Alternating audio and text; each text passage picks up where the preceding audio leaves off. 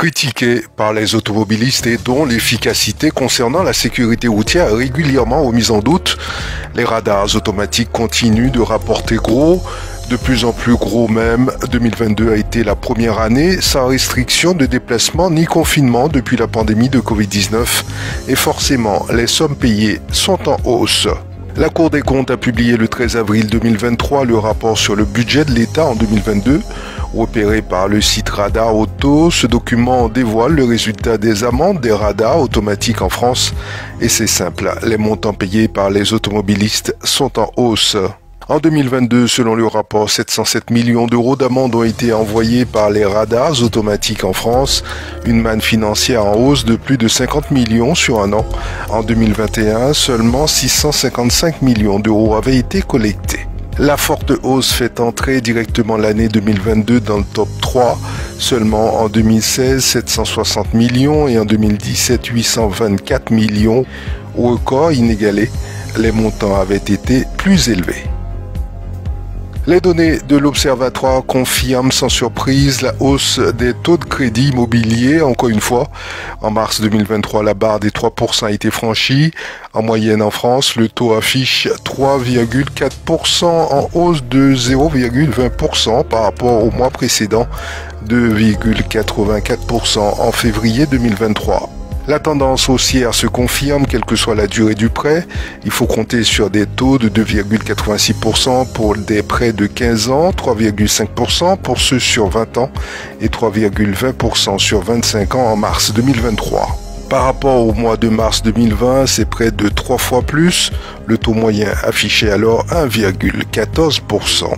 Conséquence directe de l'augmentation des taux et donc du coût total des crédits, la hausse de la durée d'emprunt. Désormais, les Français s'endettent sur 248 mois en moyenne, soit 20,7 ans. La durée moyenne a augmenté de 5 mois entre février et mars 2023. Autre conséquence logique, la production de crédit s'effondre, moins 41,2% en montant et moins 40,6% en nombre en trimestre glissant. Les défaillances d'entreprises en France bondissent, elles sont en progression de 43,6% au premier trimestre 2023, avec un impact majeur sur les PME, ETI et des secteurs clés. Comme chaque trimestre, le cabinet d'études Altares publie le chiffre du nombre de défaillances d'entreprises en France. Ainsi, le premier de l'année 2023 débute comme la fin de l'année 2022 avec 14 317 procédures collectives ouvertes. Elles repartent à la hausse. En parallèle, elles représentent une hausse de 43,6% par rapport à la même période en 2022. Cette augmentation ramène les défaillances au niveau d'avant la crise sanitaire, notamment pour les activités destinées aux consommateurs et aux entreprises.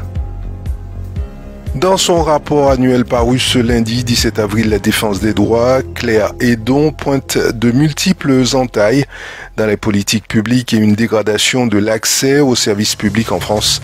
Les départements d'outre-mer sont particulièrement touchés. L'autorité indépendante en charge de défendre les citoyens face à l'administration a eu du travail cette année.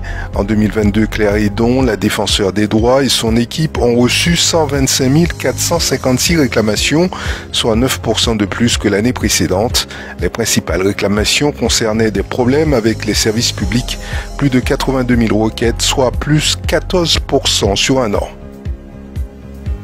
C'est fait, annonce l'Agence régionale de santé de Guyane dans la lettre pro de ce 18 avril 2023. 4 jours auparavant, Clara Debord, directrice de l'Agence régionale de santé, a signé l'arrêté officialisant la labellisation des centres délocalisés de prévention et de soins CDPS de Maripasoula, Grand-Santi et Saint-Georges de l'Oyapock. Les nouveaux hôpitaux de proximité devraient ouvrir avec ce nouveau label en milieu d'année 2023. L'ouverture sera effectuée par Amandine Papin, directrice générale adjointe du centre hospitalier de Cayenne et directrice déléguée au CDPS.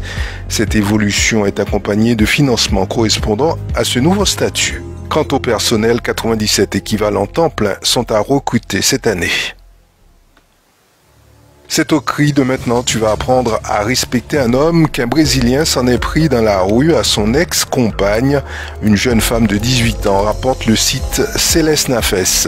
Après 5 mois de vie commune, ils s'étaient séparés, mais l'homme qui avait de multiples fois violenté et même séquestré sa compagne française n'acceptait pas cette rupture.